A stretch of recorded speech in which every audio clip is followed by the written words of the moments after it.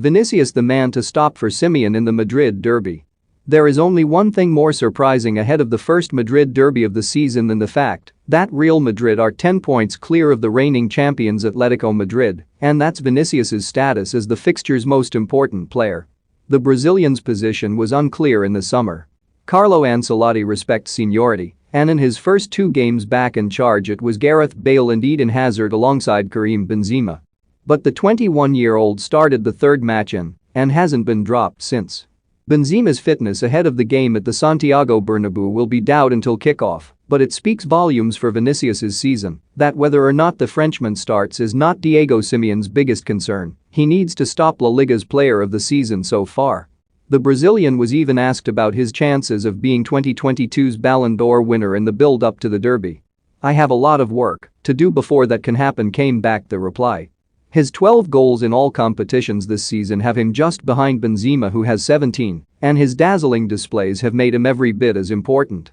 He is also facing a defense that has struggled all season, conceding more than a goal a game for the first time in the Simeone era.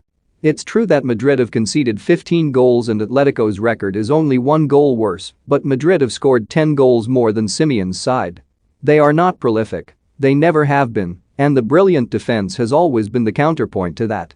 Jose Gimenez will need a late test to see if he can be at the heart of the defense, and with Stefan Savic out it's important that he is. Midfielder Jeffrey Kondogbia will stand in if he doesn't make it. He and full-back Sime Vrsaljko had to line up with Mario Hermoso in midweek as Atletico came through their Champions League test.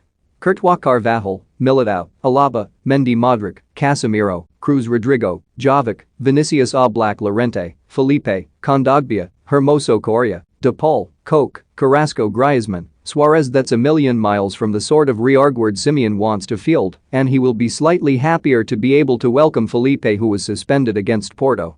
Whoever plays at the back, the answer could well be to go on the front foot as the team did in midweek. For all the defensive shortcomings, Atletico still have flying fullbacks Marcos Llorente and Yannick Carrasco to run in behind Madrid when they can. Luis Suarez looks like he will be fit to play some part. He was in tears on the bench after going off after 13 minutes in that must-win European tie with what looked like a muscle problem, but he was back in training by Friday and is in contention to start, although it could still be João Felix or Matheus Cunha alongside Antoine Griezmann. In attack at least, Simeone has options. Cunha now has 3 goals in less than 300 minutes and has shown pace, power and the ability to get into goal-scoring positions.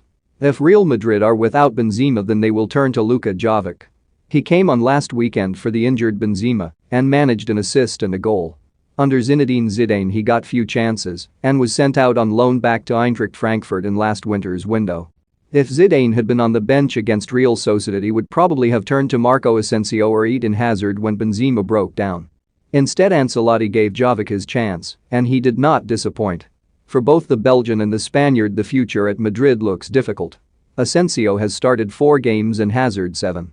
The latter seems happy just not to be injured right now.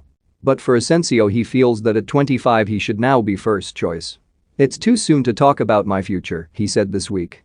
"I just want to give my best this season, and then we will see." Vinicius is the perfect role model for him. Last year he was unconvincingly raw. Now he's the man most would tip to decide the Madrid derby. The showman ready get the home supporters off their seats at the Bernabeu.